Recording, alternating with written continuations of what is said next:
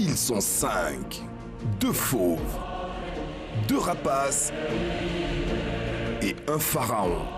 Des lions des savanes de la Teranga, des lions du royaume chérifien, des aigles au super pouvoir, des aigles des dunes du désert de Carthage, des pharaons à la recherche d'une reconnaissance mondiale.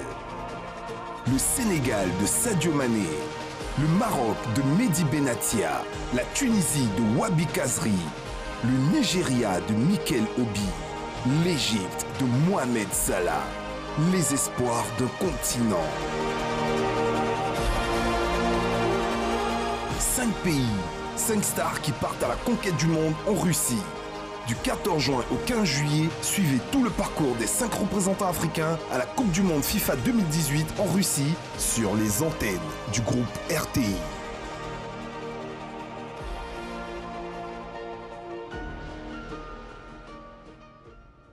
Et nous sommes très précisément à J-23 de cette Coupe du Monde. On a hâte, on espère que vous aussi, vous aurez évidemment les matchs de cette compétition sur les antennes de RTI 1. Nous allons d'abord nous intéresser à la sélection brésilienne. La Coupe du Monde, on vous l'a dit, c'est dans quelques jours. Et la sélection brésilienne se prépare assidûment pour cette compétition. Dernière actualité en date, la rénovation de son centre d'excellence qui doit accueillir le regroupement des 23 footballeurs sélectionnés pour la Russie. Salif Ouattara pour plus de précisions. Des ouvriers à la tâche pour redessiner l'emblème de la Seleção. Finition d'un chantier qui aura duré 5 mois et surtout 2 milliards de francs CFA d'investissement. Le Brésil vient ainsi de parachever la rénovation d'un centre sportif désormais baptisé Centre d'excellence du football brésilien. Le centre d'entraînement de la Seleção compte désormais 5 terrains de foot, 36 chambres pour les regroupements, un gymnase tout neuf, une salle de kinésithérapie, une piscine couverte, une blanchisserie, un salon de coiffure, un restaurant, une salle de jeux de billard et de baby-foot, le tout sur 145 000 m². Tout est prêt car c'est le dernier projet que nous avions. Un centre d'excellence pour donner aux athlètes les meilleurs équipements possibles. Il a été livré aujourd'hui et nous sommes très contents. Situé à Teresópolis, dans l'état de Rio de Janeiro, le centre d'excellence connaît une innovation. Le centre médical a été adapté aux problèmes d'un grand patient. Le laboratoire de biomécanique a été rajouté au projet de rénovation afin d'accueillir la star du PSG, Neymar, qui a besoin d'un suivi rigoureux afin d'être rétabli totalement avant le premier match de la Seleção le 17 juin face à la Suisse. Neymar va suivre une routine en fonction des besoins qu'il aura. Il suivra avec la Seleção brésilienne le protocole qu'il suivait à Paris.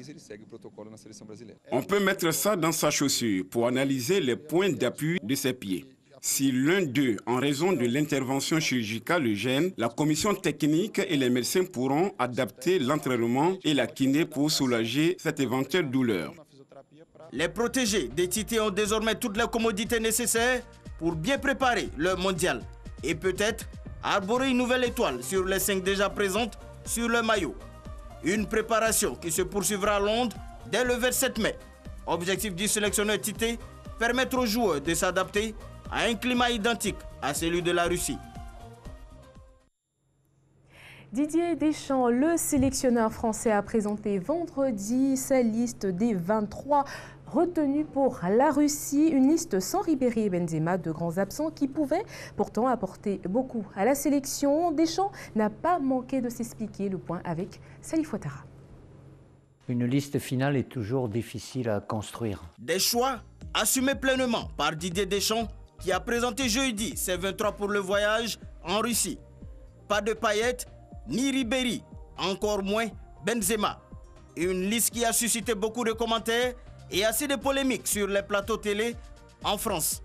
Une partie de l'opinion et de la presse sportive estime que ces joueurs avaient leur place en sélection. Des quiproquos auxquels le sélectionneur français a souhaité donner des réponses définitives. Et Deschamps l'a fait avec la manière. Invité lors du journal télévisé d'une chaîne privée française, Deschamps est plutôt clair. Payet est blessé et Ribéry a pris volontairement sa retraite internationale. Sur le cas Benzema, le discours n'a pas changé d'un seul iota.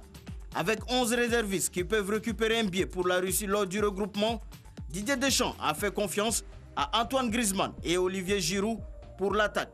Kylian Mbappé sera l'atout principal de la sélection française. Deschamps compte sur la finesse et l'aisance technique du jeune loup pour aller loin dans cette compétition. N'Golo Kanté, Paul Pogba, Raphaël Varane, Samuel Umtiti constituent les autres principales armes de Didier Deschamps. Pourquoi vous n'avez pas sélectionné le meilleur buteur français en Ligue des Champions, Karim Benzema? Il y a incompatibilité d'humeur entre Didier Deschamps et Karim Benzema?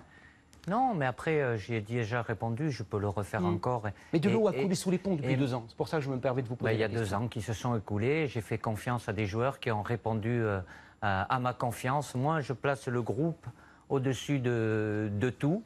Et à partir de là, je fais des choix dans le sens, pour moi, ce qui est le bien de l'équipe de France. Le 28 mai, au Stade de France, Didier Deschamps a un rendez-vous important. Son premier match test, l'amical face à l'Irlande. Le technicien français aura le temps de savoir s'il a eu tort ou pas. Le peuple français également.